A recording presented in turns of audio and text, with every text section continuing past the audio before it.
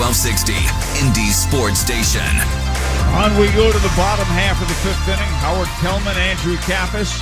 On a beautiful night, a large crowd on hand at Victory Field. Howard finishing up this date in baseball history. We were talking about the longevity of complete games back in the early 60s. How about this complete game? 1962, Al Jackson goes the distance for the Mets. 15 innings. He throws 215 pitches and comes up on the losing end 3-1. And you said 1962? Yes, sir. That was their inaugural season. And Al was a competitor, and I got to know him years later because of Grant Jackson. Christian Bethencourt swings and fouls it back. Al was a wonderful man, and I think he won about 8 games for the Mets that year. And he lost 20. They had 3 20-game losers, but he competed. And guys didn't want to come out of games back then. And the pitch is outside. You know, there was the other game, and I've talked about this one. In 1963, Juan Marichal and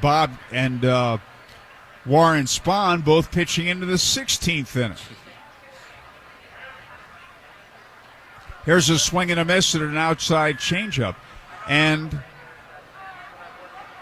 Marichal's manager with the Giants, Alvin Dark, said to him in the 12th inning, I think you've had enough for one day.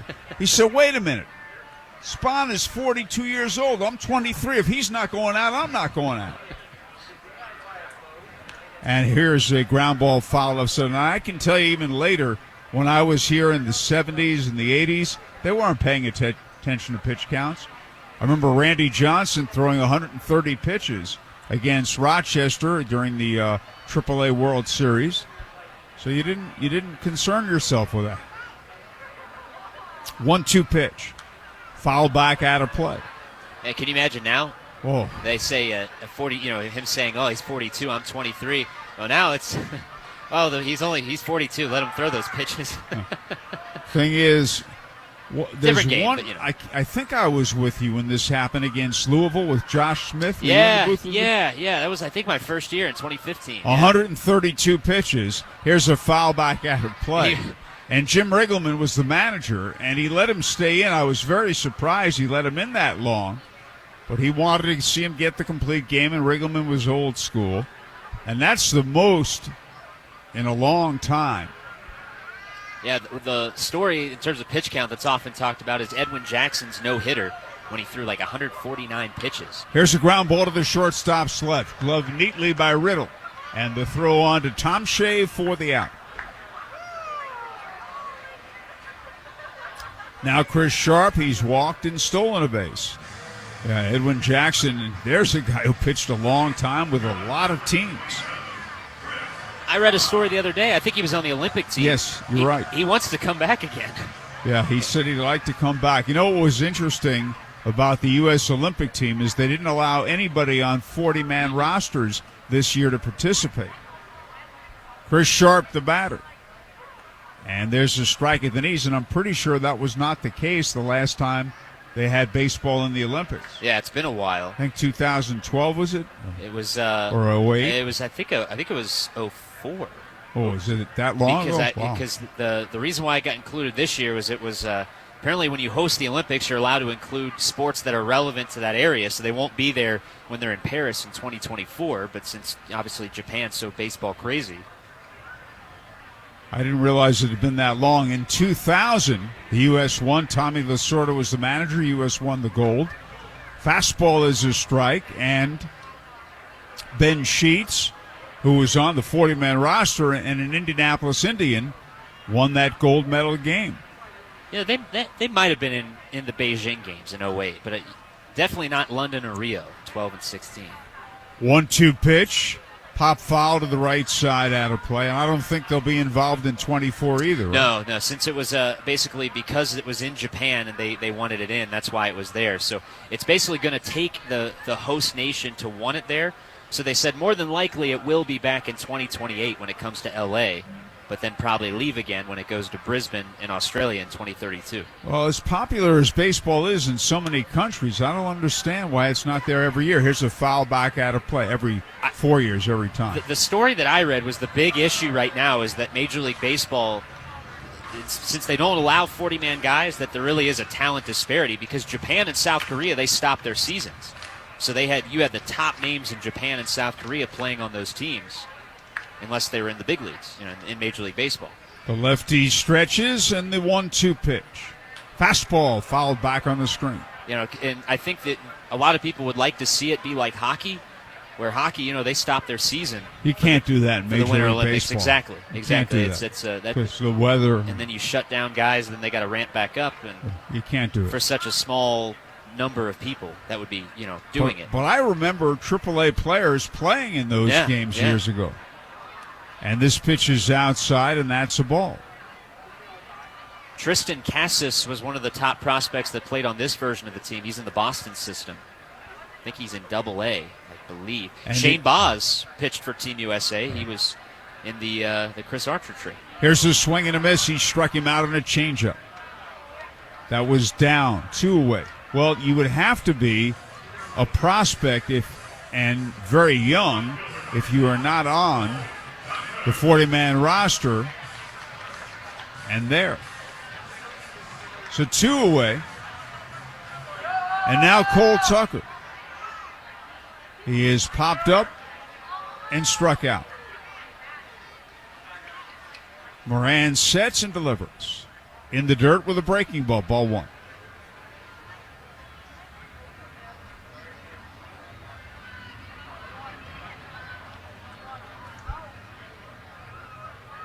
Two men out, bases empty, last of the 5th. St. Paul ahead 4-0. And a changeup swing and a miss, and the bat slips out of Cole's hands.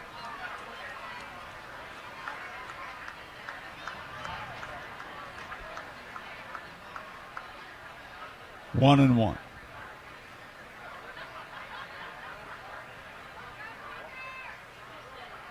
Moran with a pitch. Swing and a miss. Pitch down low, off speed, strike 2.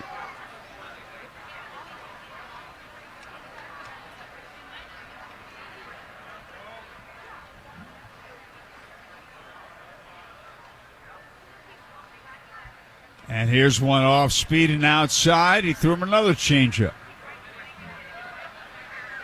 Milwaukee got 2, and Milwaukee leads the Pirates 2-0, top 5.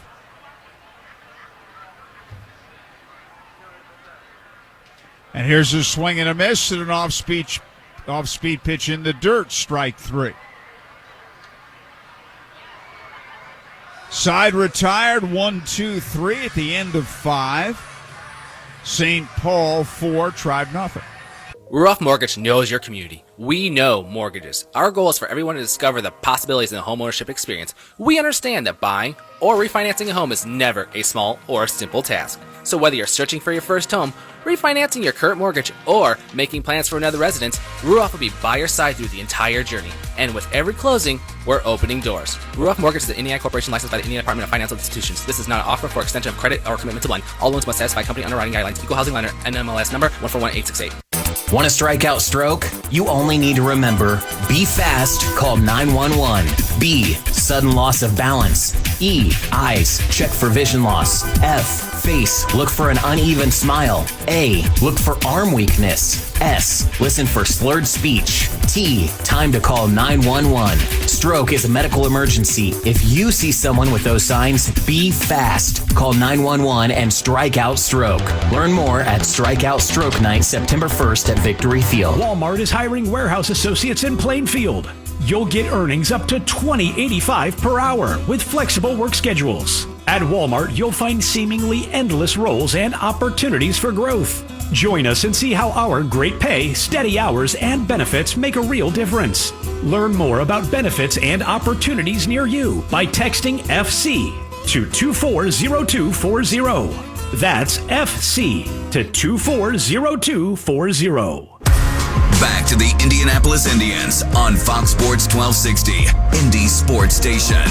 And we get ready for the top half of the sixth inning. And getting ready to tell you all about it is Andrew Chavis. Thank you very much, Howard.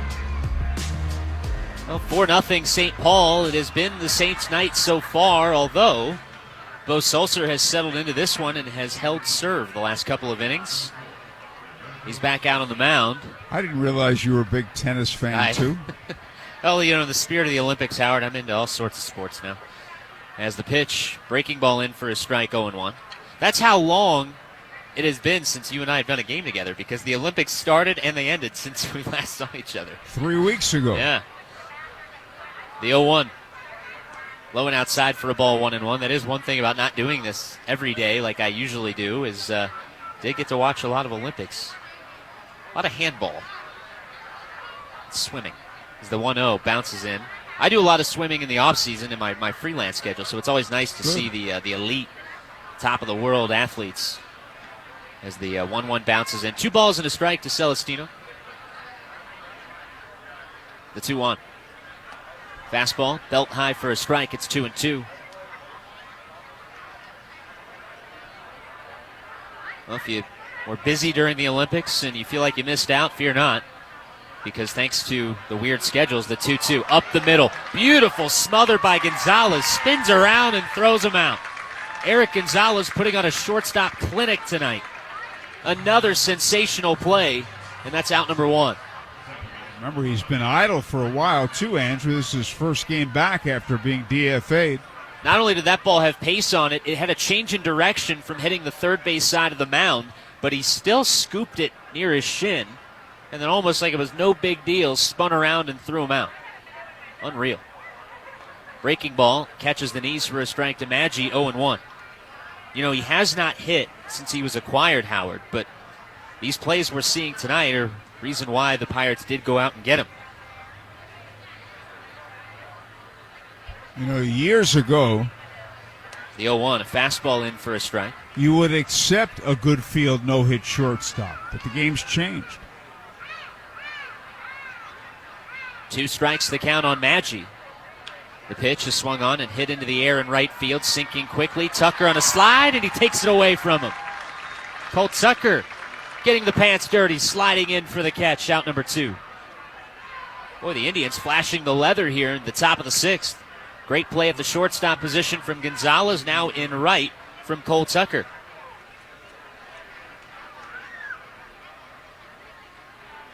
Well, 2 down in the inning.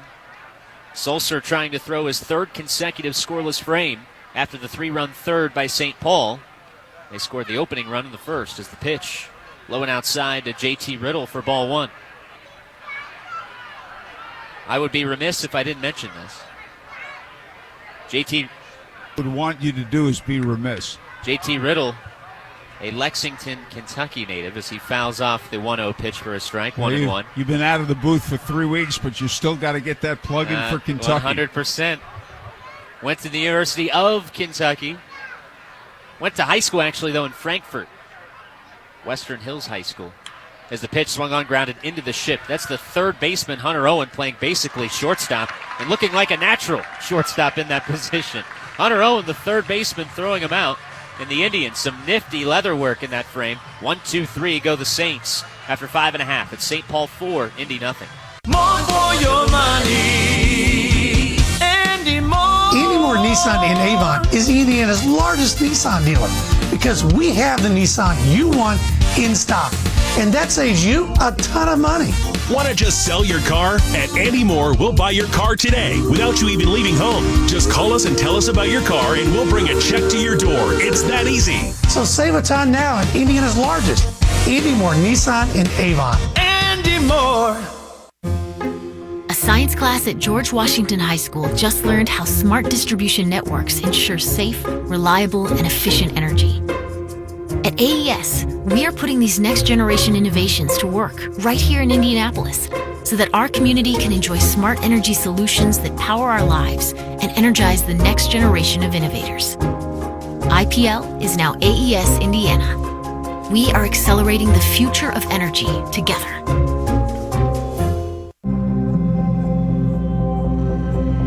To survive the perils of history and time, A brewery needs to hold true to the values it was founded on.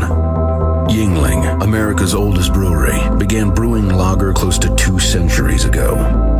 We're still here today because we made a damn good beer that tastes the way beer's supposed to. Yingling Traditional Lager. Respect. It's earned. The Indianapolis Indians are always right here on Fox Sports 1260, Indy Sports Station. The moon is out tonight here at Victory Field. Beautiful evening for baseball. A very popular shot. Very popular shot as we pan out from the moon if you're watching along with us at home. 4-0, St. Paul leading. Bottom 6 we go. It's a new pitcher. The Indiana 8-1-1 call to the bullpen. Look at the salad and the beard on this guy. Ryan Mason takes over. Howard, when's the last time you had hair like that? Never. What kind of product does he use? I have a lot of questions. But Mason, a right-hander, I do know that much. I mean, there's got to be some type of product you get to keep it flowing like that, right? I don't know. The pitch swung on and popped up on the right side, foul ground, sprinting after it, and now near the dugout, the catcher and first baseman converge, and it's out of the reach of Talise. But I think that bounced in the dugout, but either way, it's a strike. Well, to me, I'm just glad baldness isn't a disease. That's what keeps me going, let alone his situation. Like, you look great in the hat, Howard. Yeah. So you got that going for you, too. That's why I asked that guest we had if I could borrow his hat. The 0-1. Swung on, this ball hit out in the air in right center field. A good jump on it by Keon Broxton, and we were kind of used to seeing that from his days in a Tribe uniform. Great fielder out there in center. He puts it away for out number 1. And you were with me in your first year in 2015 when he played for the Indians, and I was talking about this the other day, the energy and the passion he brings to the ballpark, runs the bases, plays well, and he was a key contributor on that team that went to the Governor's Cup.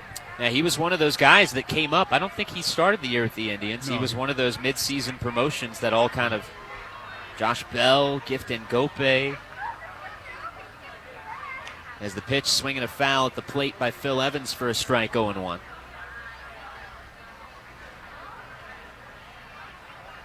Four 0 St. Paul here in the bottom of the 6th. Indians offense has been quiet for the most part tonight, just a couple of hits. The 0-1.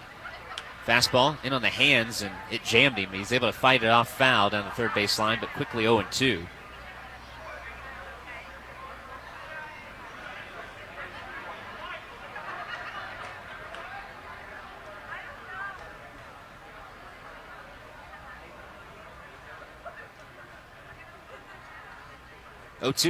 Check swing from Evans, and he gets rung up anyway. Strike 3. No appeal needed. They say it caught the lower third of the strike zone. And Ryan Mason has retired the first 2 batters he has faced. Michael Chavis steps in. 2 outs and the base is empty. Well, Chavis came in hitting .297 since being acquired by the Indians' parent team, the Pirates. Since that trade, as the pitch misses outside for a ball. 1-0.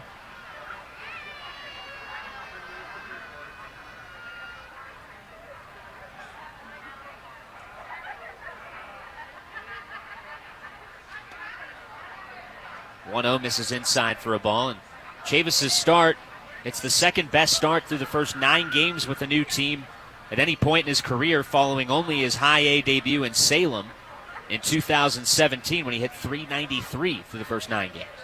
1-1, this is outside for a ball. 2-1 to Chavis. Chavis 9 for 31 in the big leagues with Boston this year.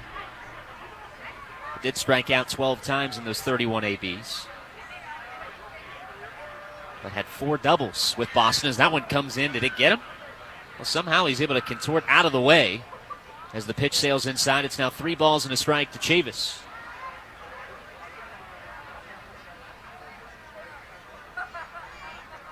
Chavis has singled and struck out, 1 for 2 today. 3-1. Chavis swings and hits a line drive down the left field line, but foul. Off the the roof of the Yuengling Landing. Texting the structural integrity of that roof, passing with a flying grade. But the folks there in the Cove, or in the Yuengling Landing, thought they had a souvenir, but the roof kicks it over out onto the concourse. When you mentioned integrity, I thought that was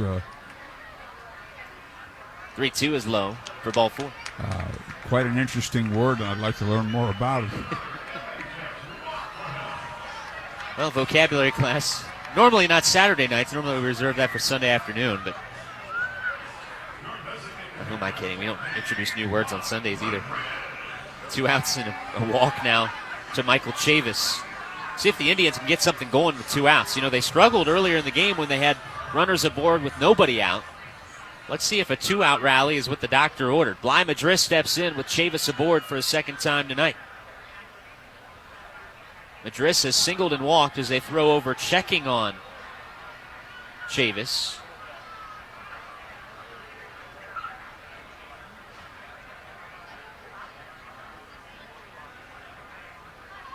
Wouldn't think he would be on the move here, down 4.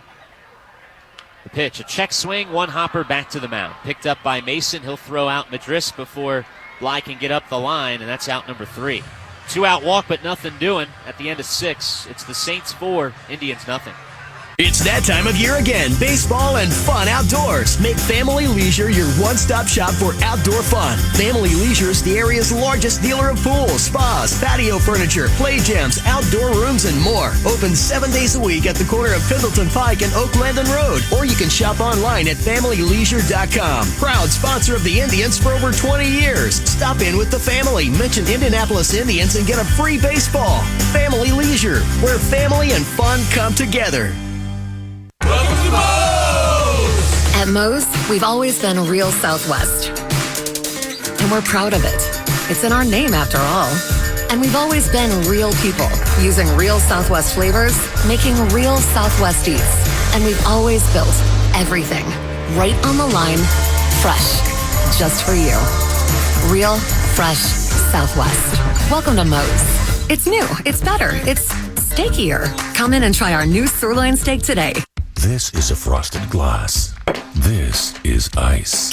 This is Jim Beam apple. And this is a splash of ice-cold club soda.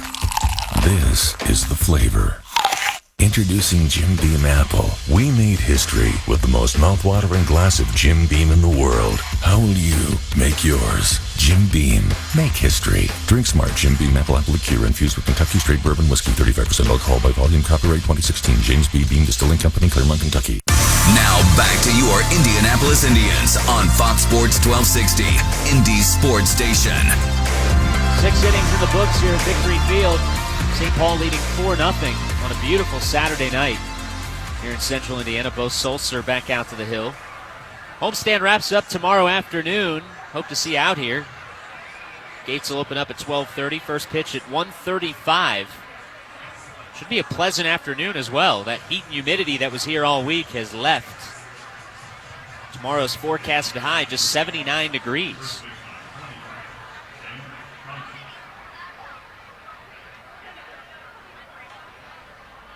Tom Shea will lead off against Sulcer. Third time these two have met tonight. First pitch, a fastball up and in, ball 1. Single and a fly ball to right, 1 for 2 for St. Paul's first baseman. Sun setting behind us on the third base side of the ballpark. Got a real neat reflection of the clouds in the JW as this one fouled right over our heads. And Howard, you were ready for the play. In fielding position, but not needed. And as long as a window is in front of me, I'm ready. Well, even got the screen pulled down a little further, so I got out of sight, out of mind, I guess, you know. 1-1, this is up and in for a ball, 2-1.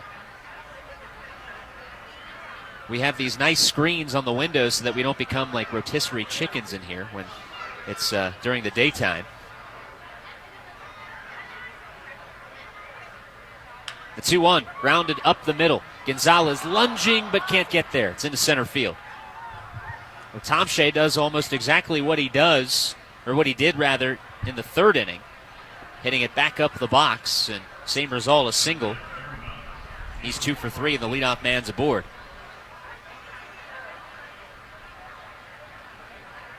Well, the former Indian Keon Broxton steps in.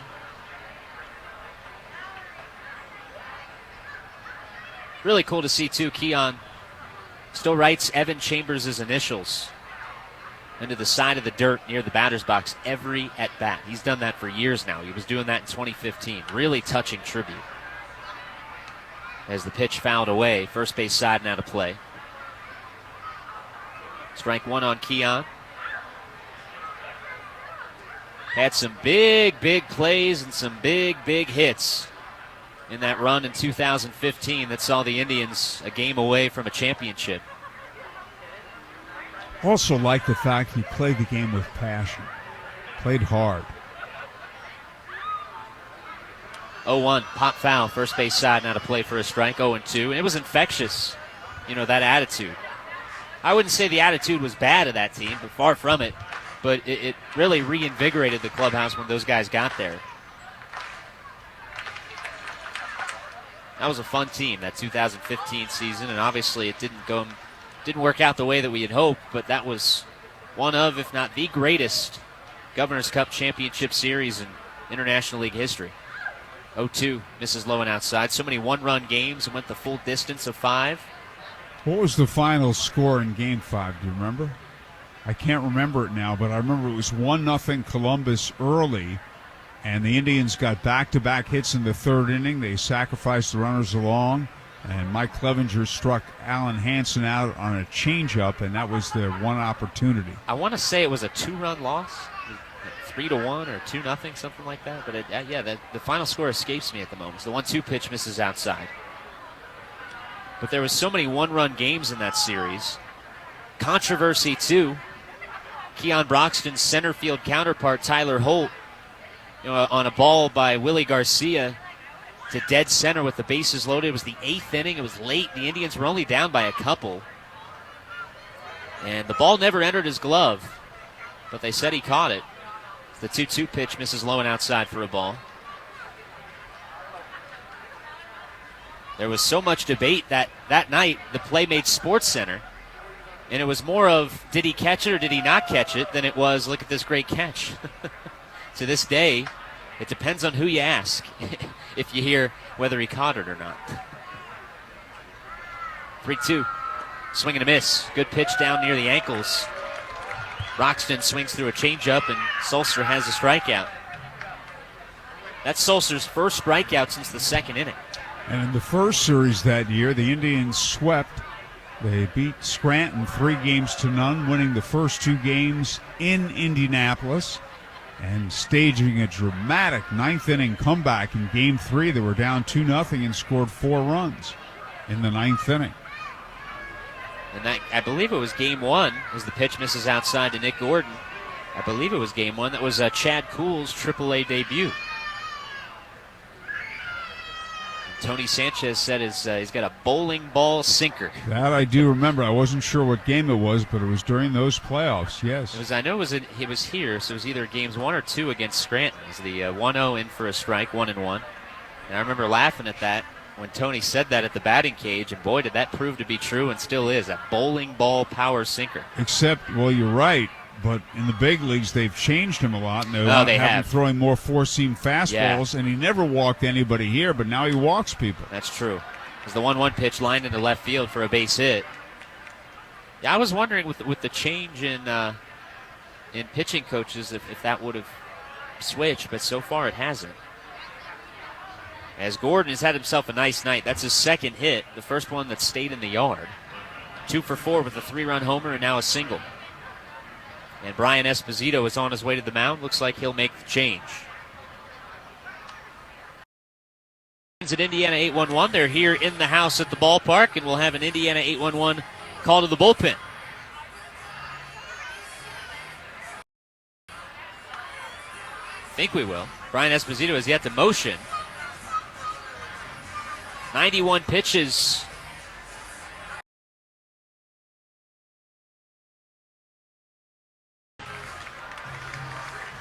And Tanner Anderson will, in fact, be summoned by manager Esposito.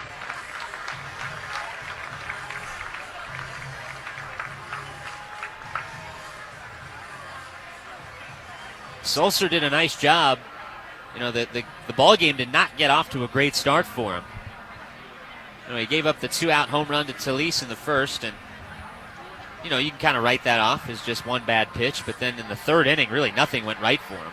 Infield hit, walk, homer, walk, single. Did get a double play, but then he hit Celestino. 8 batters batted that inning, but Sulcer able to battle into the 7th inning, but still exits with a 4-0 deficit. That Anderson will now come in and try to keep it here. Anderson, as we've often joked about, is a former current Indianapolis Indian, his second tour of duty with the Tribe. Harvard man. So how impressive is that? A Harvard man comes in relief of a Dartmouth man. Scholars debating the scholastic impact of such a move by manager Brian Esposito. I like the way you put that, the scholastic impact. I don't think it makes sense. Somebody from Harvard. It sounds good, though. Somebody from Harvard or Dartmouth would probably tell me that I sound like an idiot saying that. But well, if Bo Sulcer is listening in the clubhouse now, he can say something about that. I won't take it back. But Tanner Anderson, as we mentioned, a Harvard man in relief of Bo Sulcer, who does get into the 7th inning. Really nice job of settling down. Scoreless innings in the 4th, 5th, and 6th. A chance to do so in the 7th, but he will need some help from Tanner, who inherits men at 1st and 2nd. Jose Miranda, the batter, a single, a walk, and a line out. That was a really nice play by Colt Tucker back in the 1st inning out there in right field.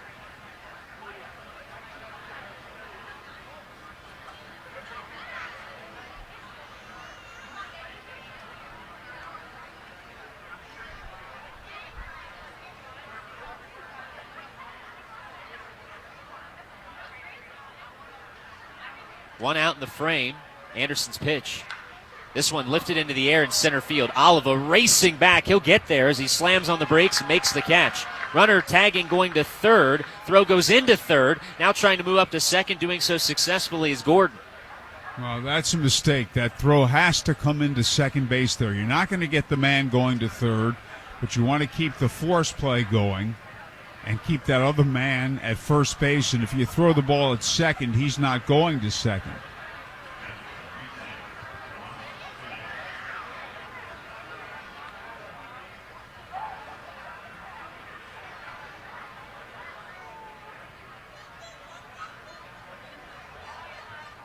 Runners at second and third now, 2 down for Tomas Talise. The pitch. Low and outside for a ball, 1-0.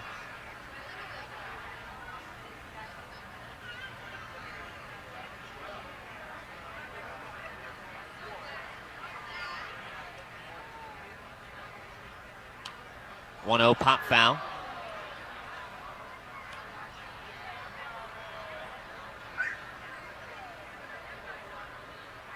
One ball, 1 strike, the count on Talise. 2 for 3 tonight. He had that aforementioned home run in the 1st inning with 2 outs and nobody aboard. 8th of the year. Average up to 290. 1-1 from Tanner. Swung on, this ball popped up. High into the air out in shallow left field. 3 men converge, but coming in as the left fielder Sharp. He'll make the call and the catch for out number 3. Nice job by Tanner Anderson. He inherits 2 men, strands them both. We'll stretch after 6.5. It's St. Paul 4, Indy nothing.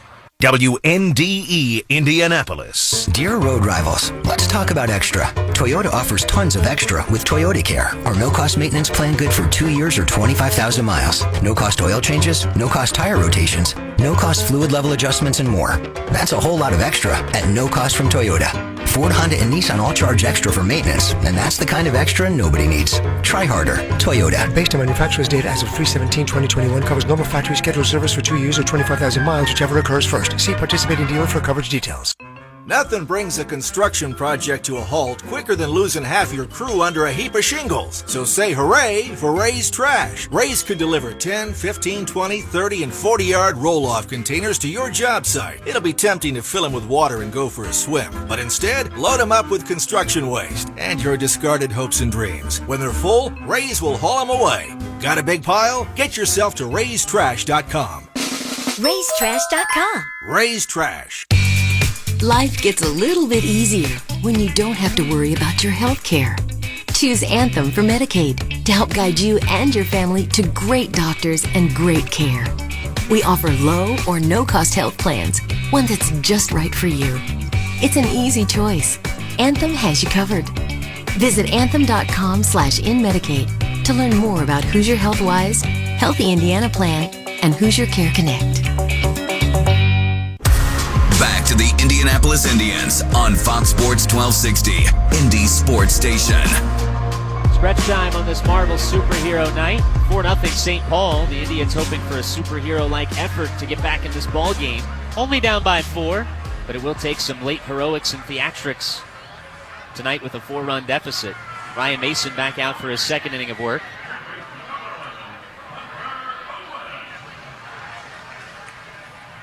Hunter Owen will lead off the inning for the Tribe, who have just 2 hits on the board. 4 runs, 7 hits for St. Paul. No runs, 2 hits for the Indians. Neither side has committed a defensive error. Owen, Gonzalez, and Bethencourt due up, 6, 7, and 8. The pitch, low and outside to Hunter, ball 1. Hunter hitting .236, 13 homers, 38 RBIs.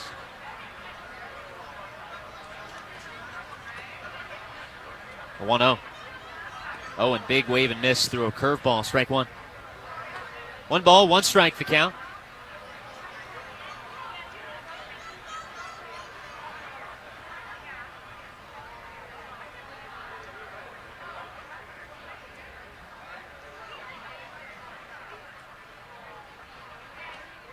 One. Inside corner, a strike 1 and 2. Belt high on off speed.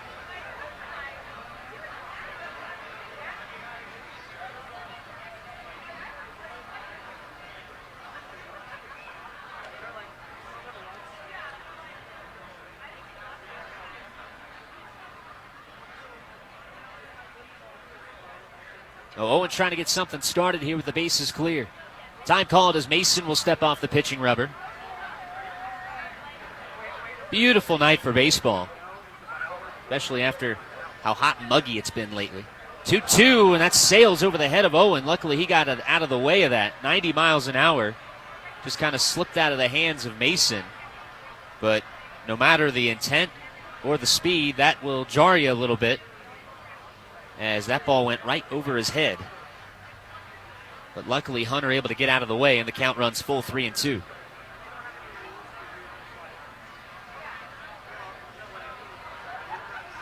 Payoff. Low and outside, ball 4. Well, Hunter Owen draws a leadoff MHS walk for Health. Second walk issued by Mason. His one in the 6th inning was with 2 outs. This one with nobody out.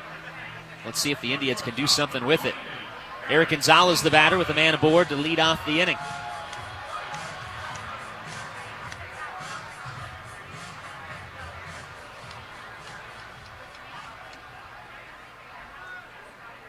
Gonzalez has grounded into a double play and has struck out tonight. First pitch, a line drive in right field. That's a base hit. Bobbled a bit. Now it gets behind Celestino. And moving up to third base on the play is Hunter Owen. Celestino, kind of happy feet there, bobbled it, and then the ball got behind him.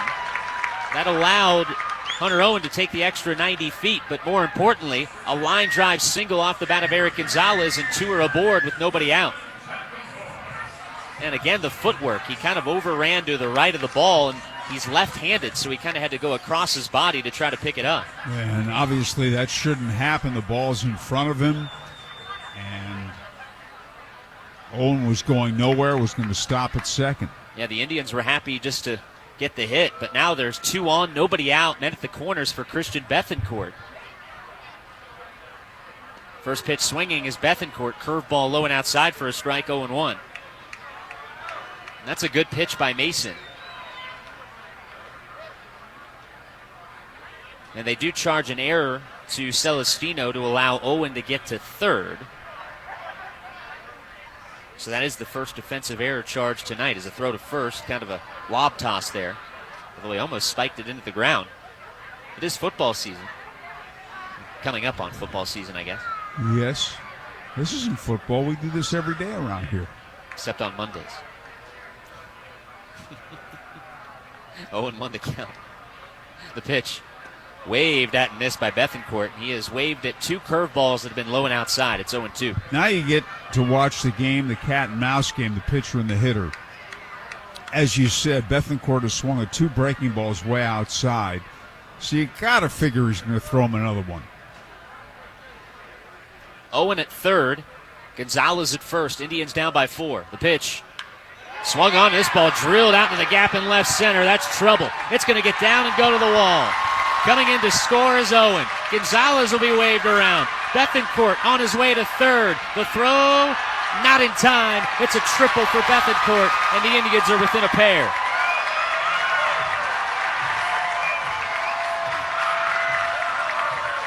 What a job by Christian Bethancourt. Oh, absolutely, and Ryan Mason was very careless because he went back to the breaking ball again, but he just hung it right over the plate. An 0-2 pitch hung right over the plate after Bethancourt had chased 2 breaking balls in a row that were outside.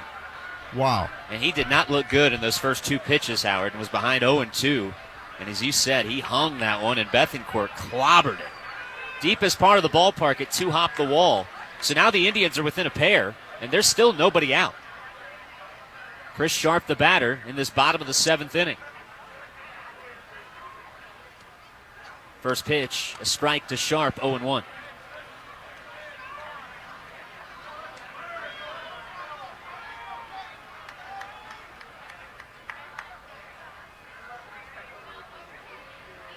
A curveball. That one floats in for a strike near the belt. It's 0-2. Sharp thought it was inside. And he's chatting about it now with home plate umpire Mark Stewart Jr.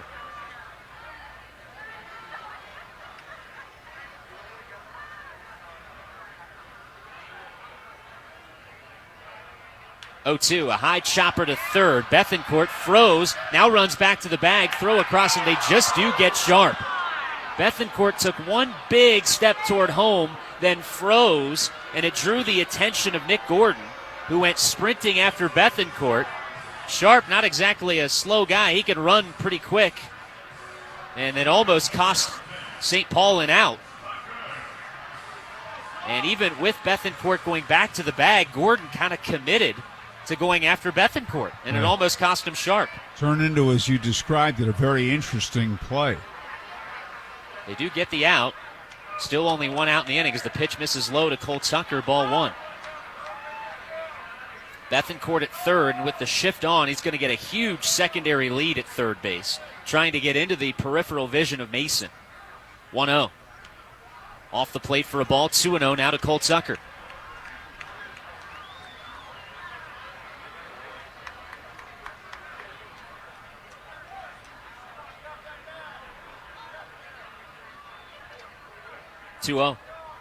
Tucker, a chopper foul up the first base side for a strike. It's 2-1. Tucker, not a great AB his last time up, trying to avenge that.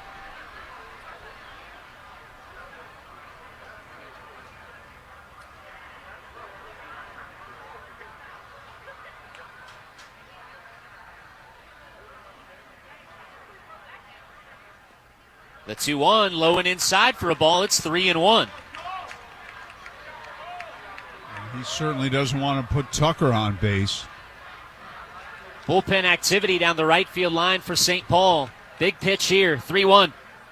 Inside, ball 4. He walks Cole Tucker. And now the tying run will trot to first base. An MHS walk for health, the third one issued by Mason. And they're at the corners with 1 out for Jared Oliva. But it won't be Mason who will pitch to him. Toby Gardenhire on the way to the mound. Many a rally has started with a leadoff walk, and that's the case here, too. Well, a new pitcher will come in and inherit all sorts of trouble that the Indians hope will only continue. The Tribe had only 2 hits in the whole game coming into the inning. They were down 4-0. But after Owen drew a walk to lead off the inning, Eric Gonzalez lined a single into right field, and then Christian Bethancourt, who did not start this game, came in for the injured Joe Hudson in the first, tripled into the gap in left center.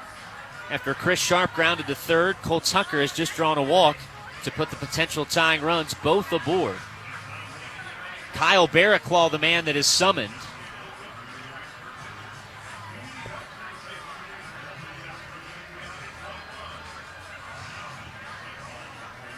Barraclaw, also a delicious pastry. But Kyle Barraclaw, the righty, coming into the game for St. Paul. The Indiana 8-1-1 call to the bullpen. Andrew, he pitched in the 8th inning last night and struck out the side in order. Well, I'm not a big fan of repeating history, so let's hope that doesn't happen tonight. Barraclaw, 31 years of age, has bounced around a bit. Originally a 7th rounder by St. Louis all the way back in 2012. In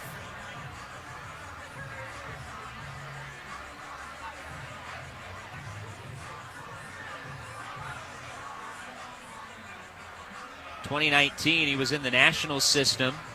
Also briefly out for AAA Sacramento and the Giants chain.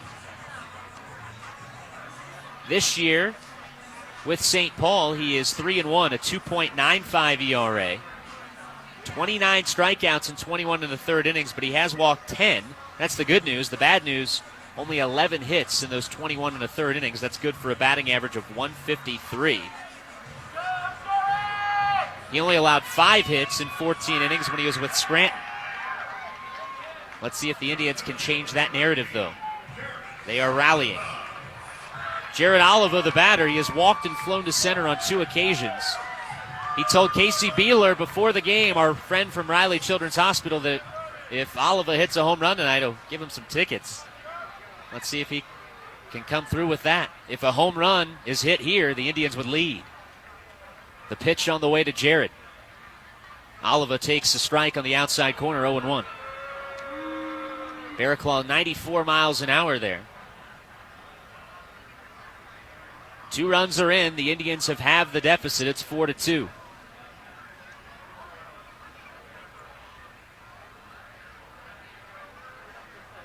Throw over to first, diving back in is Cole Tucker. That is a mighty big run there at first base. Cole representing the tying run.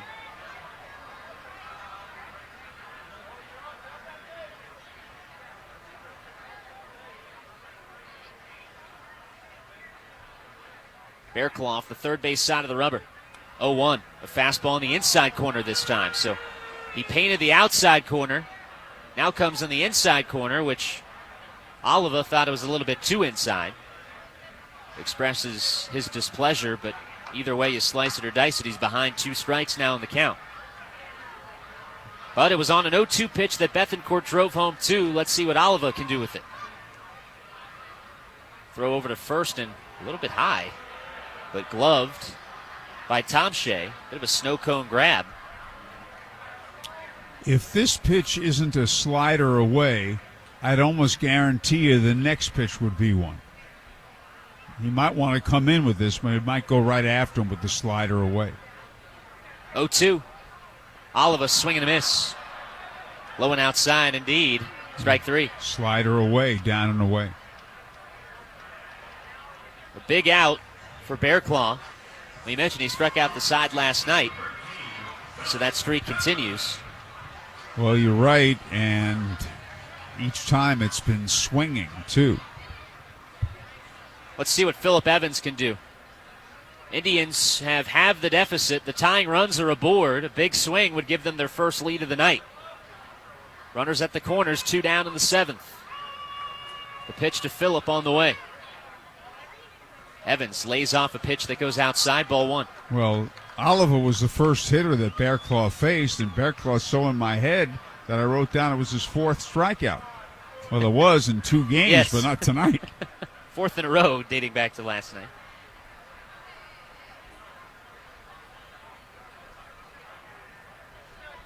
The 1-0. Breaking ball, this one a strike on the inner half, 1-1. Christian Bethancourt, the biggest hit of the night to date for the Indians. A 2-run triple into the gap in left center field when he was down 0-2 in the count.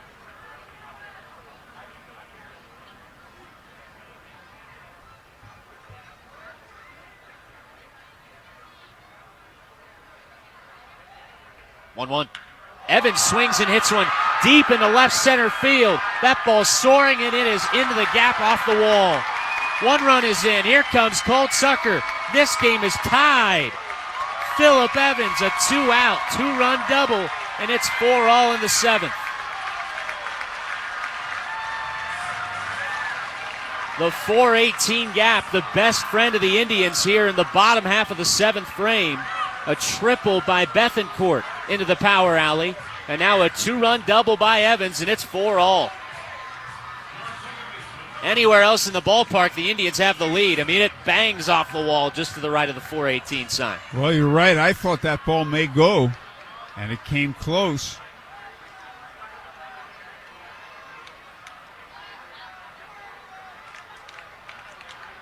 What a rally here in the 7th. 4 are in, and the Indians aren't done. Here's Michael Chavis. He's had some heroics this week. Can he come through again? The pitch. A fastball in the inside corner, a strike, and boy, Chavis had to lunge out of the way of that.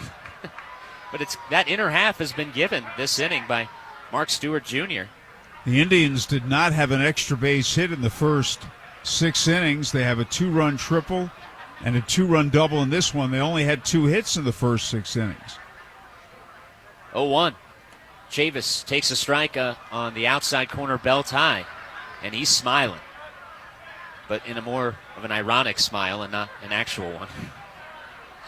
Both pitches look to be a little bit, well, the first one inside, that one maybe a little bit high and outside. But it's 0-2 either way, with Evans out at second. Tied at 4 here in the bottom of the 7th. The 2-strike pitch. Chavis watches it go down the middle, strike 3. Had him set up inside, outside, then down the middle to end the inning. But not before Phillip Evans comes through after Bethancourt put the Indians on the board. Evans doubles home 2 runs, and it's a brand new ball game at the end of 7. It's the Saints 4, the Indians 4. The right care, the right support, the right time. When your kids need highly skilled primary care, Riley Children's Health is right here for you. With morning, daytime, and evening appointments, and Saturday appointments too. Virtual visits and 24/7 online scheduling. Riley gives you more options for care from Indiana's top doctors for kids. Where, when, and how you need it. Call 1-888-IU-HEALTH or visit rileychildrens.org/more options. Walmart is hiring warehouse associates in Plainfield. You'll get earnings up to $20.85 per hour with flexible work schedules. At Walmart, you'll find seemingly endless roles and opportunities for growth. Join us and see how our great pay, steady hours, and benefits make a real difference. Learn more about benefits and opportunities near you by texting FC to 240240.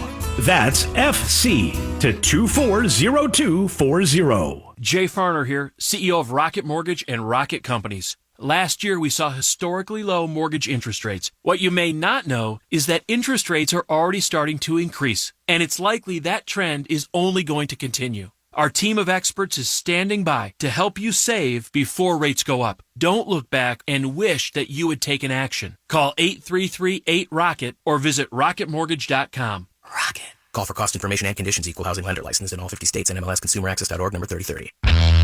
The Indianapolis Indians are always right here on Fox Sports 1260, Indy Sports Station. Boy, how this game can change in a hurry. The Indians were down 4-0 going to the bottom of the 7th, but it is a brand new ball game. 8th inning we go, knotted at 4. Here's Howard. Thanks, Andrew. And Mark Contreras will lead off. He is struck out, hit into a double play, and grounded to second base.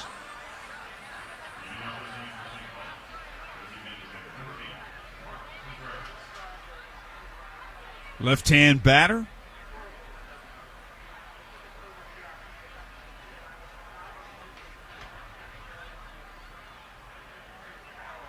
Anderson's pitch, high and away, ball 1. So, 4-7-1 for St. Paul, 4-5-0 for the Indians. Fastball low and away, ball 2.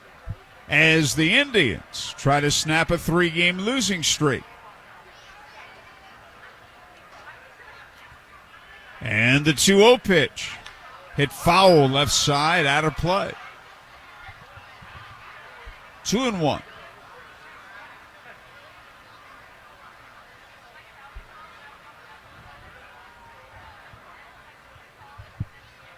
Gilberto Celestino on deck. And a fastball ground ball right to the shortstop. Gonzalez has got it. And the throw on to Evans, one away.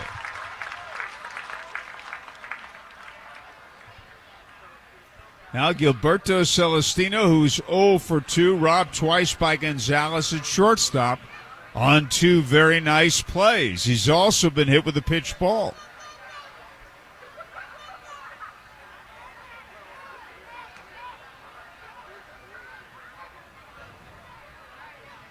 Anderson's pitch, outside, ball 1. Tanner Anderson from Florida. The 1-0 delivery. Swung on, ground ball hit slowly to second. Chavis has it, and the throw on to Evans, 2 away.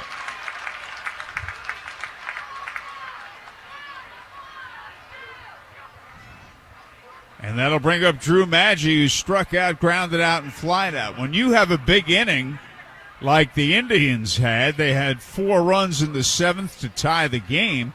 You'd love to get a quick shutdown in an inning. And Tanner Anderson is 2/3 of the way of doing that. 2 quick outs here. And here's a swing and a miss at a fastball, foul ball, held on to by Bethancourt. Your hitters are all geared up.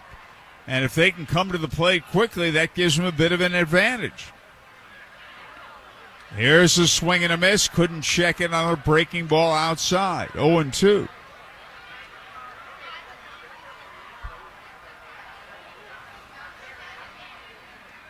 Anderson looks in. And the 0-2 pitch. Outside, ball 1. Saints 4, Indians 4 in the top of the 8th. 2 outs and nobody on. Infielders straight up, outfielders around to the right. And a swing and a foul back off the fastball. It holds at 1-2. Day game tomorrow, 1:35 starting time. Andrew Albers and Max Kranick, the probables. Here's a breaking ball, low and away, and back to the screen.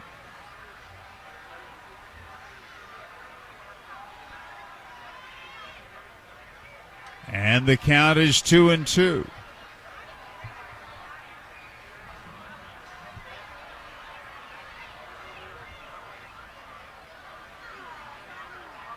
This pitch, check swing foul left of the plate.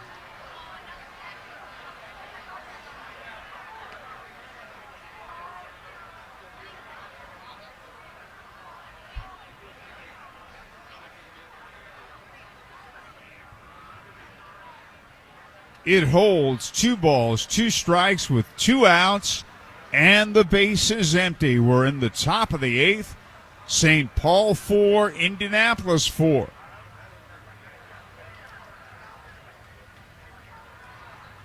And a fastball, ground ball to the shortstop's left. Gonzalez has got it. And the throw on to Evans. It's a 1-2-3 inning. A quick shutdown inning at the end of 7.5. Saints 4, Indians 4. Why is Elements Financial like a bank, only better? One reason is we are here for you both near and far. We're proud to be respected locally and accessed globally. You are likely to see us at your own workplace. Elements is based in Indiana, yet accessible from anywhere. And overall, we're helping you to be smarter with your money in any situation. Visit us at elements.org to learn more reasons we are like a bank, only better. Federally insured by the NCUA. Who's got time for hot dogs and disco music? Your mind's cluttered with thoughts of commercial waste removal. So thank the good Lord above for Ray's Trash. Ray's will collect the intolerable rubbish at all your company's locations up to 6 times a week. That's 42 times in dog weeks. They shred documents and recycle too. And Ray's has roll-off containers for big loads, like construction waste or when your giant dies. Got a business? Get yourself to raystrash.com.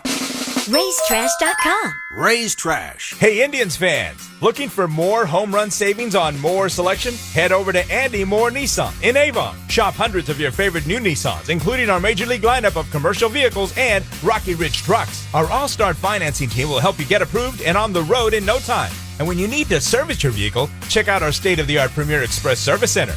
Get your Grand Slam deal today at Andy Moore Nissan in Avon, where more means more. Online at AndyMooreAvonNissan.com. Now back to your Indianapolis Indians on Fox Sports 1260, Indy Sports Station. Well, just what the doctor ordered after the Indians got 4 to tie the game in the bottom of the 7th.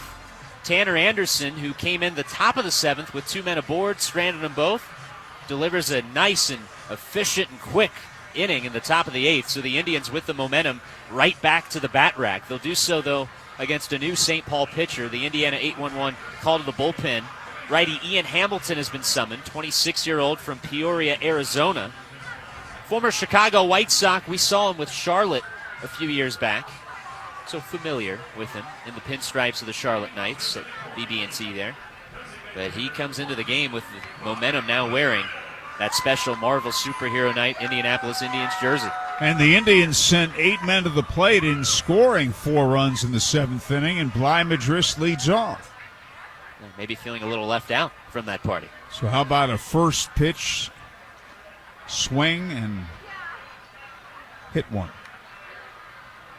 He singled, walked, and popped up. The first pitch to him. He does swing, but he didn't hit it. He was thinking what we were thinking, except he had to hit it. Strike one, and he didn't. He threw him a breaking ball that was low, and that's a good first pitch because the hitter sometimes is geared up and a little over anxious, and that's what happened. 0-1 delivery. Did he swing? He did. An inside pitch, strike 2. 0-2. St. Paul 4, the Indians 4 in the bottom of the 8th. Defense straight up with the exception of Gordon, the third baseman, very wide of the bag. 0-2 pitch. Low and inside with another breaking ball. Ball 1.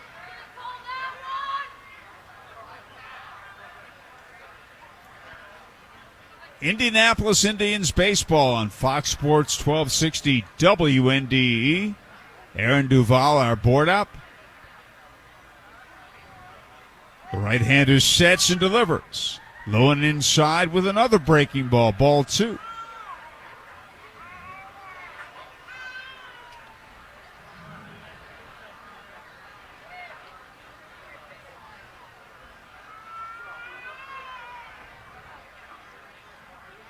Hamilton, the 5th pitcher of the game, employed by St. Paul.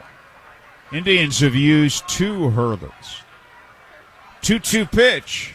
Fastball high and away.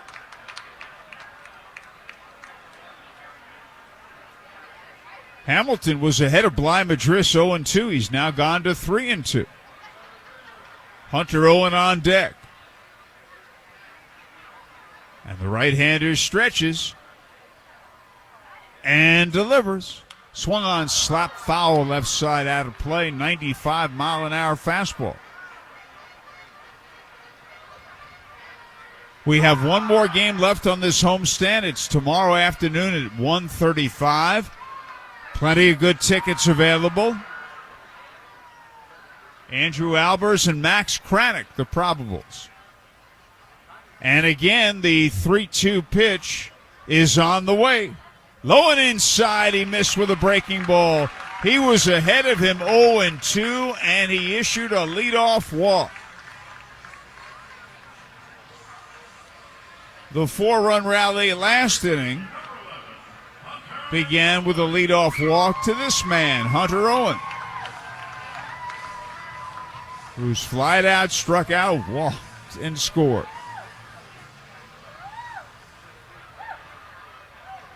Tom Shea holding, Madris aboard. Bly stole his first base of the season in the 2nd inning tonight.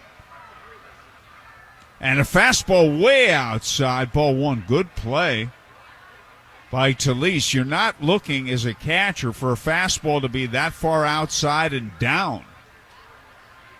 And you expect a breaking ball to be there, but not a fastball. It was 95 miles an hour, and Talise prevented a wild pitch. Madris leads away.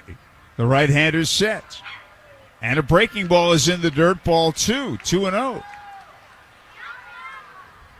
Eric Gonzalez on deck. Well, right now it is very much the game for Ian Hamilton. Nobody up in their bullpen. Kaori Maya is warming up for the Indians down the left field line. Question is, what type of game will he inherit in the ninth? A tie game or a lead?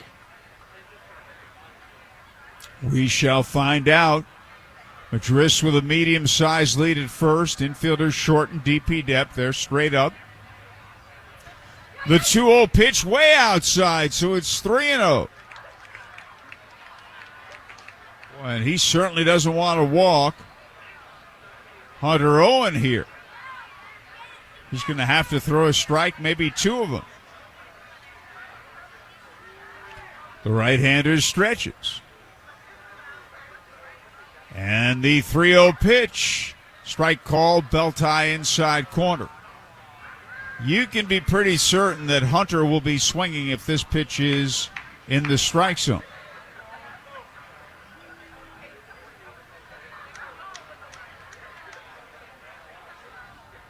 Hamilton stretches. Madris leads. And a fastball fouled back. He had the pitch to hit and fouled it back. The count is full. An important pitch upcoming. Nobody out. Bottom of the eighth. St. Paul 4, the Indians 4. And Bly Madris at first base. Damek Tomshay holding him aboard. Outfielders around to the right. Hamilton comes to the belt. Madris is not going. The pitch swing and a miss, strike three, and he chased an outside breaking ball. And there's one away.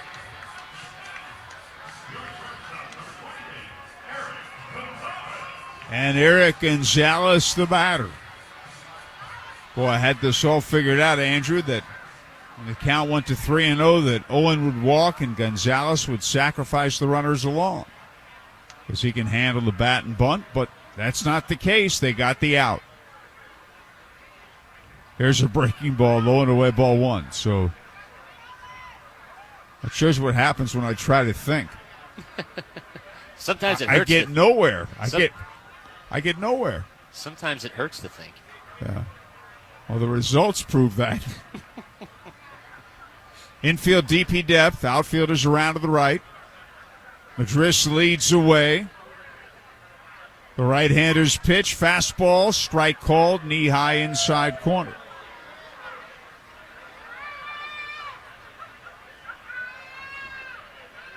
We've had a walk and a strikeout so far in the bottom of the eighth. True outcomes. Hamilton stretches. Madris has lengthened his lead. And a breaking ball bounced to third along the line. Gordon to second. He is safe. The ball is not held. He's safe. The ball was not held by Drew Maggi. They would have had the force play. And a big break for the Indians. Yeah, I don't think the throw was great from Gordon. We'll take a look at it to confirm that. I think Maggi had to scoop it at second, or at least it was right near the dirt. And it was catchable. It didn't bounce or anything, but, you know, as a second baseman, you're almost making a play like a first baseman right there. Yep, you're right. Just not used to doing that. You're exactly right. We'll see how they score it. There should be an error there because an accurate throw would have had him. What a big break for the Indians, who have runners at first and second with one out.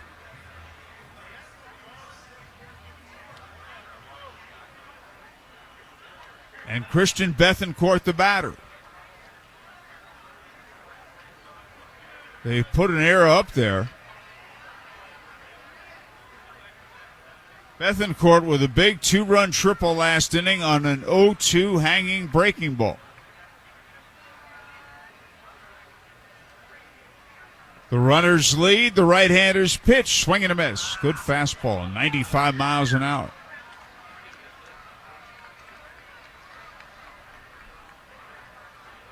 So there's an error on the play. We're not sure right now which player they gave it to.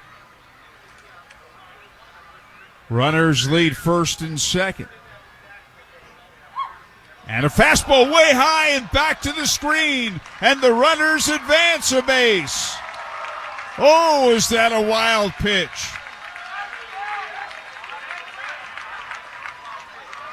Another big break for the Indians. An error and a wild pitch. Things starting to unravel a bit. This one was nowhere close. It went over the head of the home plate umpire. And Marcano able to scamper to third. And they charge that error to Nick Gordon. So now, potential go-ahead run 90 feet away with one out. Fastball, swing and a miss. The count's 1-2, and the one thing Bethancourt doesn't want to do now is strike out. You got to put that ball in play and try to get that run home. Runners lead second and third. Hamilton stretches and delivers. Swung on, pop foul, straight back out of play, fastball. Madris at third. And Gonzalez at second. An error and a wild pitch, and you've got the man to third base with only one away in a 4-4 game. Hamilton stretches and delivers. In the dirt, good play there by Tomas Talis, who blocked it. Breaking ball in the dirt, ball two.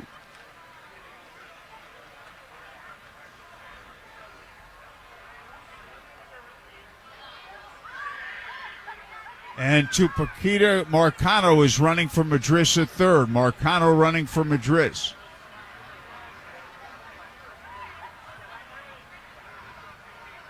And the 2-2 delivery. In the dirt again.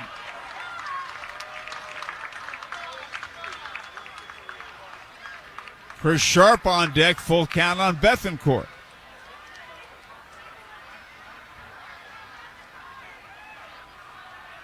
Well, I have to think he's going to come back with a fastball now. He's missed on two straight breaking pitches in the dirt. The right-hander stretches. Hamilton sets and delivers. Fastball swung on, hit in the air, foul, right side out of play. Bethancourt's late. It holds 3-2. Now he's got two strikes on Bethancourt. He doesn't want to walk him. So he came back with the fastball. Marcano leads at third. Gonzalez at second. 3-2 pitch is a breaking ball, hit in the air, foul, right side out of play. Nice catch by a fan.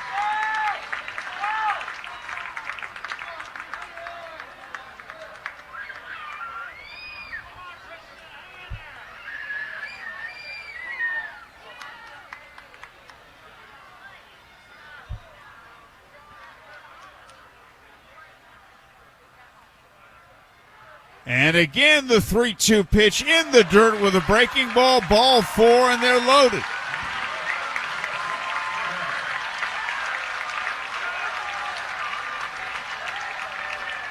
Well, that bullpen is still empty for the St. Paul Saints. So, well, as I say that, we're going to have a mound visit, and I think activity is going to start. Looks like a message being delivered out there right now as to who to get ready.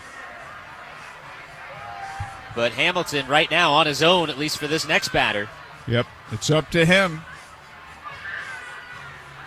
That's Toby Gardenhire, who went out to have the meeting. The manager himself. With no one to call upon, obviously, with nobody warming up in the bullpen. So a strategy meeting, if you will, and possibly how to handle it on a grounder with these bases loaded. Well, Hamilton's gotten himself in trouble with two walks in the inning and a wild pitch. There was an error, too.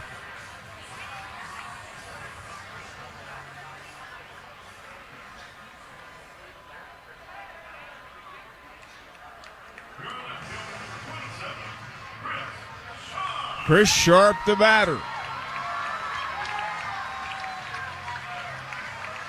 Walked and stolen a base. Struck out and grounded out. Infielders are in at first and third, halfway at second and short. They'd like to turn two. The pitch is another one in the dirt, another breaking ball. He does not have any control of that breaking ball whatsoever. You don't necessarily want to throw a strike with it, but you want to throw one that appears to be a strike, and the batter chases, and he hasn't been able to do that. He's been missing in the dirt every time. I'd be stunned if Sharp didn't get a fastball to hit on this pitch. The right-hander stretches, all three men lead. And the 1-0 delivery, fastball swung on, fouled off right side, out of play. And he has enough juice on that fastball, that one 96 miles an hour, that first Bethencourt and now Sharp are late, even though they're looking for the fastball. All three men lead away. St. Paul 4 and the Indians 4 in the bottom of the eighth. The right-hander stretches and delivers. Fastball popped up foul, right side. Could be playable. No, it's out of play. Behind the tarp, Tom Shea hustled over. Now the count is 1-2. 9,185 on hand tonight. And they saw the Indians fight back.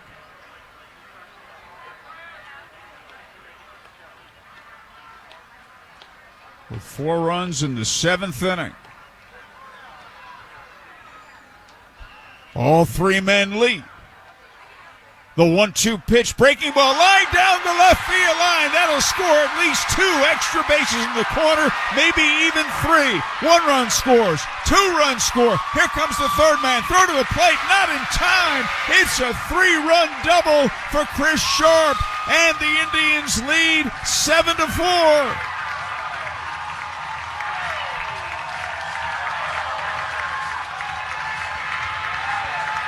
Oh, did he rip that pitch?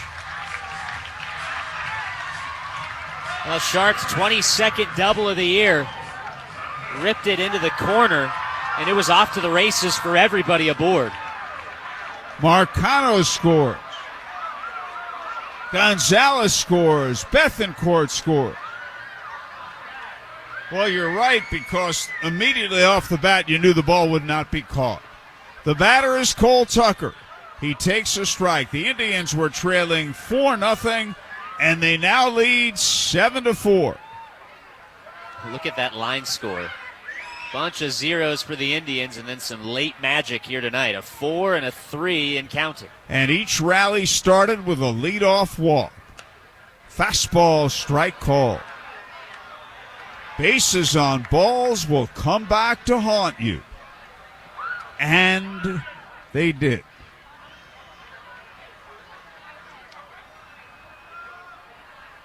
Chris Sharp with his 22nd, 3rd, and 4th runs batted in. Fastball, strike called. He's out of there on strikes. 2 away. Cole now 0 for 4. And the batter is Jared Oliver. He's 0 for 3 with a walk.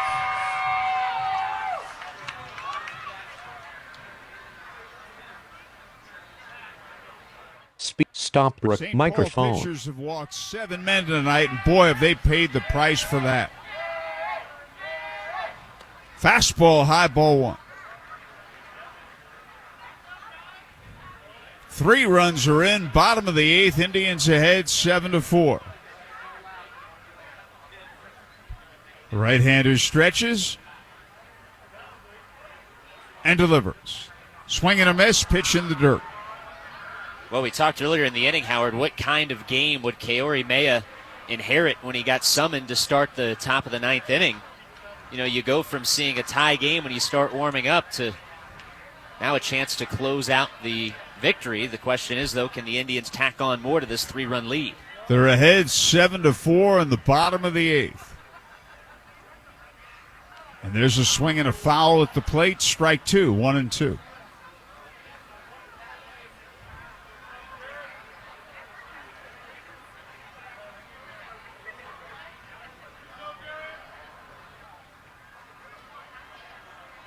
4 men in the last 2 innings who have walked scored. You don't make them earn it. You pay the price for giving it to them. And they have. And the 1-2 pitch. Strike 3, swinging high and tight fastball. The inning is over, and the damage is done at the end of 8. The Indians 7, St. Paul 4. Dear road rivals, let's talk about extra. Toyota offers tons of extra with Toyota Care, our no-cost maintenance plan good for 2 years or 25,000 miles. No-cost oil changes, no-cost tire rotations, no-cost fluid level adjustments, and more. That's a whole lot of extra at no cost from Toyota. Ford, Honda, and Nissan all charge extra for maintenance, and that's the kind of extra nobody needs. Try harder. Toyota. Based on manufacturer's data as of 3/17/2021, covers normal factory scheduled service for 2 years or 25,000 miles, whichever occurs first. See participating dealer for coverage details. This season, there are minor things you can do to conserve water in a major way. Turn off the faucet while brushing your teeth. Install water-saving fixtures and appliances. Water your lawn only twice a week. Change up your routine to save on your bill at home. Find more water-wise money-saving tips at citizenswaterwise.com. Citizens Energy Group, a proud sponsor of your Indianapolis Indians. Just because you've raised a no-fear athlete doesn't mean you don't shudder with every hit. At Franciscan, our team is dedicated to being Central Indiana's sports injury champs, specializing in treatment, rehab, and the most comprehensive concussion management available. We're here to help them feel strong enough to hit the field again, and you feel better about letting them. Franciscan Health Sports Medicine. Inspiring health. Back to the Indianapolis Indians on Fox Sports 1260, Indy Sports Station. The Indians were down 4-0 going to the 7th. They only had 2 hits going into that 7th frame. Well, would you believe they are up 7-4, a 3-run lead, and they're now 3 outs away from locking down this win on a Marvel superhero night. Keori Maya, 28-year-old righty, is into the ball game. From the Dominican Republic, originally signed by Cincinnati, 25th appearance this year. Will get the ball here in a save situation. Important to note, he has 1 save on the year, and that was with the Indians. And with the Tribe, 4 scoreless innings, no walks, and 6 strikeouts, getting his 2nd save opportunity. And the Indians 3 outs away from putting a halt to the 3-game losing streak, overcoming a 4-0 deficit to win. And just how they did it. Just storming back. As you said, they got a little bit of help, those leadoff walks, but the offense ran with it. JT Riddle leads off and takes a strike on a fastball. And the Indians are on a shift. 3 infielders first base side of second. The third baseman, Owen, playing where a shortstop normally would play. And a breaking ball, swing and a miss. 0-2. Now, the hitter's responsibility is to get on base any way possible. Down by 3, 9th inning. Some would go against the shift because of that. And a breaking ball bounced foul to the right side. It holds at 0-2. JT Riddle came into the game batting .192. And he's 0 for 3.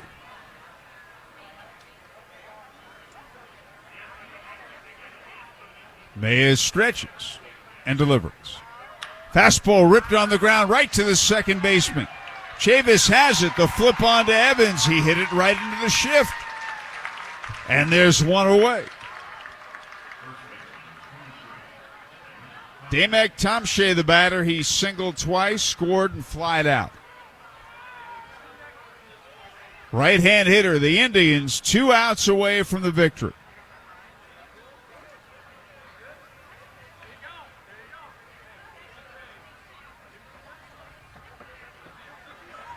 Maya is the 3rd Indians pitcher of the night. How about Tanner Anderson? 1 2/3 of perfect baseball in line to get the win. Breaking ball in for a strike.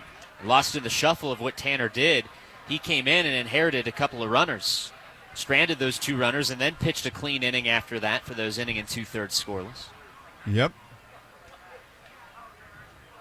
And a breaking ball outside, and the fact that he had a very quick 1-2-3 top of the eighth, a quick shutdown inning, very beneficial to the Indians hitters who were geared up after a big 4-run seventh, and they continued it in the eighth. 1-1 pitch. Foul back out of play. Those things are the game within the game. Having a quick shutdown inning and getting your hitters all in good shape again so they don't have to stand out there in the field for a long time after they had a big inning. That's winning baseball. A tip of the cap to Tanner Anderson. The 1-2 pitch. Breaking ball hit high in the air, short right center. Who's going to get this one? The right fielder, Tucker, does, and they're at 2 away. Well, free the flow. Cole Tucker sprinting in, and the hair popped the hat off, but more importantly, the glove stayed on and the ball stayed in it, as Cole has made some nice plays there in right field tonight. He has, and remember, he doesn't play out there often. He's normally the shortstop. The batter is Keon Broxton. He's walked, grounded to third, and struck out.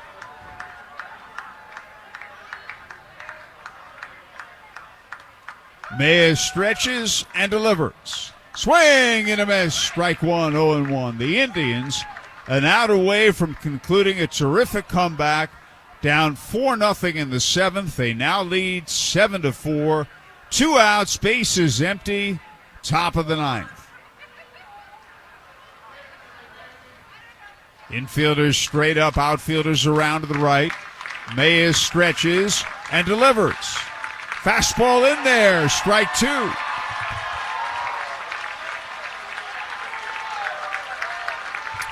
They are a strike away, 0-2. And the right-hander stretch. He pitches outside and low with that breaking ball.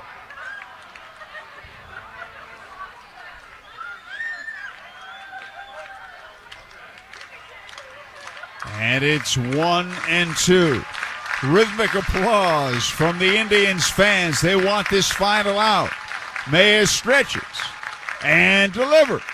Swing and a miss. He struck him out with a high fastball, and that's all. A terrific comeback for the Indianapolis Indians. They defeat the St. Paul Saints 7-4 this evening, as they get 4 runs in the seventh and 3 more runs in the eighth, and they win the game. Mejia with a 1-2-3 ninth inning. There's the victory bell as the Indianapolis Indians snap a 3-game losing streak. The final score, the Indians 7 and St. Paul 4. You've been listening to your Indianapolis Indians on Fox Sports 1260, Indy Sports Station. Powered by Andy Moore Volkswagen, Admiral Nelson's, and by McAllister's Deli. At McAllister's Deli, they know the great food is the foundation of any good get-together. And no matter the size of your event, McAllister's Catering has you covered. Handcrafted crowd pleasers like sandwich trays, mac and cheese, nacho and spud bars, shareable salads, breakfast options, desserts, and of course their famous tea. Let McAllister's cater your next event, and they'll handle the details from start to finish. Order online or at the restaurant. McAllister's Deli. Order ahead. They'll take care of the rest. This is a frosted glass. This is ice. This is Jim Beam Apple. And this is a splash of ice-cold club soda. This is the flavor. Introducing Jim Beam Apple. We made history with the most mouth-watering glass of Jim Beam in the world. How will you make yours? Jim Beam. Make history. Drink smart. Jim Beam Apple Liqueur infused with Kentucky Straight Bourbon Whiskey. 35% alcohol by volume. Copyright 2016. James B. Beam Distilling Company, Claremont, Kentucky. Why call 2 men in a truck? If you're like most people, you're moving and you work hard. You've got lots of stuff or no time to move it. You need pros, trained professional moving experts to do the heavy lifting for you. A team who will work hard and get the job done right. People who care about your things as much as you do. Time is of the essence, and you want it done fast. That's why you call Two Men in a Truck, the movers who care. Visit twomeninatruck.com or call 317-489-5750 today and get moving. WNDE Indianapolis. Time now for the Indianapolis Indians postgame show. Powered by Ray's Trash Service, Peterman Heating, Cooling, and Plumbing, and by Toyota. And now, back to the ballpark on Fox Sports 1260, Indy Sports Station. The Indians with a terrific comeback and a 7-4 win. It didn't start out well.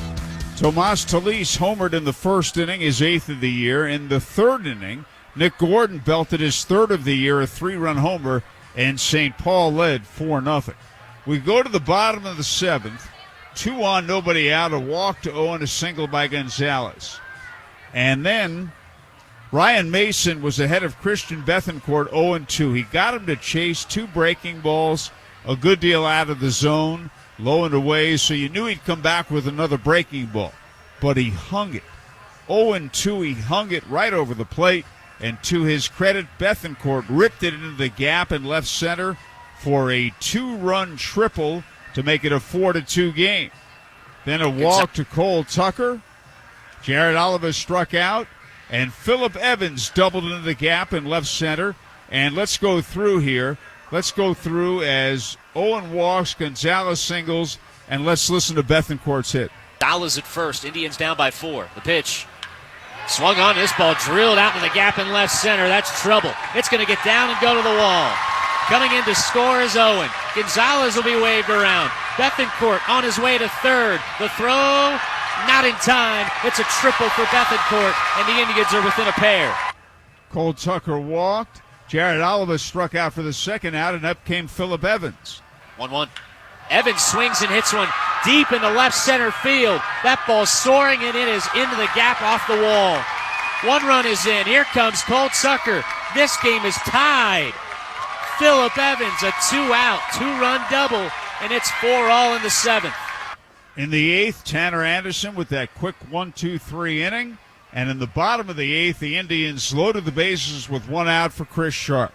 The 1-2 pitch, breaking ball, line down the left field line. That'll score at least 2 extra bases in the corner, maybe even 3. 1 run scores, 2 runs score. Here comes the third man, throw to the plate, not in time.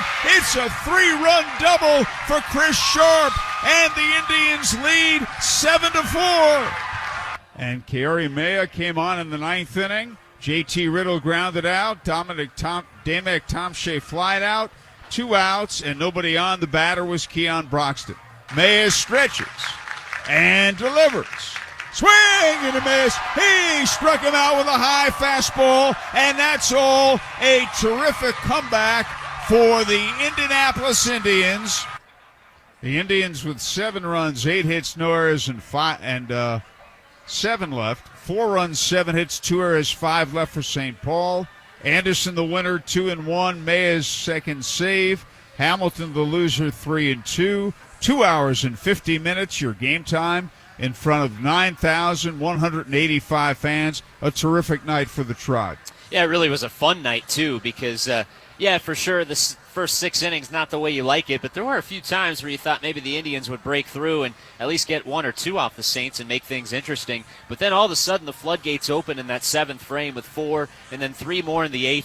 Really good, timely hitting tonight. And really not in some unexpected situations, too, because remember, Bethencourt on that triple, he had 2 real bad swings and misses before it. He was down 0-2, but then just clobbered it. And then from that point on, it was straight to the wall for the Indians. And we'll be back with a final word on the Indianapolis Indians Broadcast Network. You don't want to mess with the IRS. They have the power to garnish your paycheck, levy your bank accounts, and even take your home or business. That's all true. But thankfully, they're offering a way out, the Fresh Start Initiative. If you qualify, you could save thousands. The experts at Optima Tax Relief will fight to get you the best deal possible. And they have an A+ rating with the Better Business Bureau to prove it. Call Optima for your free consultation. Call 800-783-8055. 800-783-8055. Optima Tax Relief. For details, visit OptimaTaxRelief.com. Is your building haunted or infested with icky snakes? Then tear it down. The Raise Trash Demolition Squad can flatten buildings up to 3 stories tall. Whether it's a commercial or residential structure, the Raise Trash Demo experts will make it go boom. And with their roll-off containers, they'll haul away the mess quicker than you can say, hey, there used to be a building there. Bring your old fire trap to its knees with Raise Trash. RaiseTrash.com. Raise Trash. Looking for a fun, inexpensive night out? Royal Pin. Go bowling at any Royal Pin Leisure Center. Have fun bowling in a smoke-free environment. Royal Pin offers many bowling, food, and drink specials. And to reduce your waiting time, go to royalpin.com and make your online bowling reservation today. For the Royal Pin Center nearest you, call 465-8484. Royal Pin. Your home for the Indianapolis Indians. Fox Sports 1260. Indy Sports Station. Andrew Albers and Max Kranick. The probables tomorrow. We'll see you back tomorrow. Absolutely. I promise not to be biased because his name's Andrew. But potential for the Indians to win this finale, and you can carry a lot of momentum from this ball game because really nothing going for 6 innings, and then all of a sudden you storm in. You get 4 of your 6 hits late, some big ones too. This one was a lot of fun. And the Indians will try to gain a split of the series, and you made your presence felt with the first name, taking care of someone named Andrew and taking care of the state of Kentucky earlier. I was going to say, he's also a Kentucky alum. I would be remiss in saying that for Mr. Andrew Albers. But again... The second plug for Kentucky tonight. But again, I will remain steadfast in support of Max Kranick and the Tribe. Thanks to our board op, Aaron Duval. Our next Indians broadcast tomorrow afternoon will be on the air at 1:20. Once again, the final score tonight, the Indians 7, St. Paul 4. From Victory Field, Howard Kellman, Andrew Chavis. Good night, everybody. This has been a presentation of the Indianapolis Indians. We are Fox Sports 1260, the home of your Indianapolis Indians. We now return to regularly scheduled programming already in progress. Okay, would you rather That's what I'm talking have about. that? I understand that. But in all honesty, would you rather have that? You have Peyton Manning's resume, his accomplishments. Hey, we got to run the ball because this dude's just phenomenal in the regular season, not so much in the playoffs, right? You have that. You have those credentials. Or you have Tom Brady's whole credentials. I get it. Right? Like if you ask a quarterback, what career do you want to have? Yeah. Well, of course. Who's not going to say 7 Super Bowls? Exactly. So it's like, how in the world has this somehow been shifted to? It's not even a conversation. That's what Marcellus said. Bright dude. Not even a conversation. The guy with 7 Super Bowls. It's not even a conversation. Peyton Manning is still better. Really? I'm going to tell you this, right? That game I'm speaking about, I looked it up. All right. Colts 24, Texans 27. I remember the announcer going, "It's a Christmas miracle." It's the first time that the Houston Texans had beaten the Indianapolis Colts ever since they had become a team. And I mean, it was Ron Dane. Remember Ron Dane? Oh, I do. And you know what? I might have. This might have been the last year the last year I played fantasy football. I picked up Ron Dane late in the season for the championship. Oh, it might have been that game because Ron Dane went crazy. Yeah, he had 150 more yards he's ever had in the history of the NFL for him. He had 153 yards and 2 touchdowns. Because it didn't matter. We knew no matter what the down and distance was, we were going to turn and hand the ball off to Ron Dane because even if they stopped us on 3rd and 9, the clock was going to run. And we jumped up to an early 14-0 lead, and we were like, we just got to keep it going. We just got to keep it going. Just keep it going. I remember this game because it was very emotional. It was very draining. And it just, that's to me, that solidifies the greatness of Peyton Manning. Okay. And I'm speaking personally. Yeah. Right? Maybe that's what it is. It's gotten too personal for some of these. Well, you have to. That's what we, because it's not just. I'm talking about how I played Tom Brady a bunch of times. We've beaten Tom Brady with all of these things. We've never had to change a game plan for Tom Brady. How many or any other quarterback? How many playoff games against Tom Brady for you? I think 2. 2 of them. Yeah. Because this is what it boils down to. Listen, I think Peyton Manning is the greatest regular season quarterback of all time. Cerebral, changing plays, stats up the wazoo. He was amazing. But what does that really mean? We know it's all about the postseason. It's all about the playoffs. What do you do when it's do or die? Single elimination. Do you wet yourself or do you have ice water? And Peyton Manning's a wetter. And Tom Brady is ice water. It's that simple. Look at what Tom Brady did last year. Everybody who wants to talk about Belichick, and Belichick's tremendous, but the Patriots they had 1 year over the last decade where they were a top 10 defense. They were in 5 Super Bowls. Look at what the Patriots did without Tom Brady last year. Look at Tom Brady taking a 7-9 football team in his first year to winning a Super Bowl. That's unbelievable. You're right. And meanwhile, we got Peyton Manning, 4 interceptions against the Patriots, interception in overtime against the Ravens when he's with the Broncos, pick 6 against the Saints. His postseason resume sucks compared to Tom Brady. 36 minutes. 36 minutes. That's how long we had the ball. We had the ball for 36 minutes. We ran the ball. Like, I'm serious about this. We ran the ball. What is it, week 16 40, of 2007? Yes, 42 times. We ran the ball 42 times. 5.5 yards per carry. That is what, like, this is, we went for it on 4th down. It was like, this is what you have to do. We were 10 for 14 on 3rd down efficiency, and 8 of those 10 were runs. Think about that. No, you would never do that against anybody. You would never do that. At 3rd and 9, hand the ball off. Who's doing that? But that's how serious it was. There's a reason we won that game. We had the ball longer. I mean, they were 11-4 that year. We were 5-10. Clearly had the better team. But we had to come up with a way to give our team a chance to win. David Carr was the quarterback. He threw the ball 23 times for 163 yards. Peyton Manning only got a chance to throw the ball 27 times. That's how you win. Oh, he had 3 touchdowns.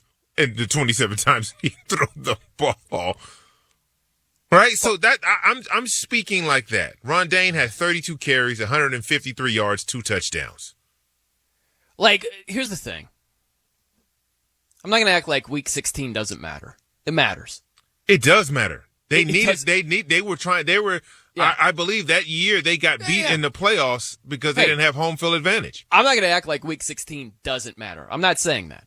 It doesn't matter nearly as much as the divisional round, championship Sunday, Super Bowl Sunday. That's what matters the most. I get it. Trust me. I totally understand what you're saying about game planning to beat a Peyton Manning-led team. Understand. Guess how many sacks we gave up that? None! Because we were running the ball. You know what? You actually have a partner in crime you don't even know about. Lee Robert DeLapp IV. He agrees. He thinks Peyton Manning is the GOAT. Yes, man. Bruh. He was so... Talk about it, Lee. Talk about it. Who do you think Ray Lewis would call the best quarterback of all time? Right. There you go. Let's get to that. The best defensive players... Ed Reed. Who do you think these guys would say the best quarterback is of all time? If they're in their right mind, they'd say it's Tom Brady. Because right. You know what? I have a great comparison. Gary Payton's a good friend of mine. One of the greatest. By the way, do you see his dunk from his son? Oh yeah, vicious. Nice. I love Junior. Yeah. Known him for a long time. Was this a Michael Jordan thing that he's saying? Yes. So me and GP have sat and chopped it up and just talked. And if you know Gary, he's gonna tell you real. He ain't gonna. He not sugarcoat nothing. And he was like, "Look, Jordan wasn't the greatest to me. He wasn't the hardest person to guard. John Stockton was." Oh my gosh. I'm about to walk out of this. Are you serious right now? I am telling you. Listen to me. Wait, before you jump out the window. Just listen to me. Gosh. Okay? Just hold on. He was like, when Jordan, I knew what Jordan wanted. I knew what he was going to do. And I was okay with that. Right? Me and Jordan get to talking trash and all that. That's what it was. But John Stockton, having to chase him all over the court for the entire game, Gary Payton hated that. He hated having to guard John Stockton over Michael Jordan. So that skewed, right? Because he's going off personal things. Right, we're not taking anything away from Jordan's greatness and his championships and all of that. I'm not taking anything away from Tom Brady and what he's been able to do. It'll never be accomplished again. No one will ever win 7 Super Bowls. One individual player as a quarterback. It won't happen. I don't care what you tell me. Mm-hmm. So when I'm coming strictly from experience in a competitor, right? Like guys who played against Dan Marino, even though he didn't win a Super Bowl, would line up and be like, he'd be in their top 3 or whatever because he was just scorching people with the ball. Mm-hmm. That skews from a professional level how you see things. That's all I'm saying. I get it. Trust me, I get it. But it still boils down to, and I understand what Gary Payton is saying right there. I totally understand that. But what separates Jordan from Stockton is the obvious. He always seemed to come through when it mattered most. Right. And that's what separates Tom Brady from Peyton Manning. Yeah, but in terms of who I believe, for me, not the world and accomplishments and feats, those feats that Tom Brady, the things he's doing currently right now are unbelievable. Right? He's a one of one. Yeah. But for me, if I'm starting a team and I get to pick a quarterback to start a team with, I'm taking Peyton Manning. Oh, I'm taking Peyton Manning. I promise you I am. I know you are. I and you're promise you. Crazy on this one. I am 100% telling you the truth. I will take Peyton Manning in I will heartbeat. take the guy who chokes in the biggest of moments. Bruh. Give me that guy because he's really good in the. You know Peyton Manning didn't have an offensive coordinator, right? I don't. You care. do know that, right? He didn't have a Josh McDaniels or any. When you have Tom Moore, it's not like Tom Moore didn't know football. It's not like Howard Mudd didn't know football. He was just calling the plays. He could change. He changed the verbiage. All of that Omaha. Yeah. All the fake snap counts and all that. Who you think started that? By the way, who do you think started that, though? You know what he started in the playoffs? This is a little inside baseball over here, but I'll give you, my best impression of the huddle. All right, guys, get in here. Interception. We're going to run interception on 2. Break. That's what he ran in the playoffs. Against the Saints, against the Patriots, against the Ravens. Who do you think changed the game? I'm being honest. Who do you think changed the quarterback position? The control of an offense. All of that. Peyton Manning did that. Like completely change it. He would just change the play. Like, I don't like that. Boom.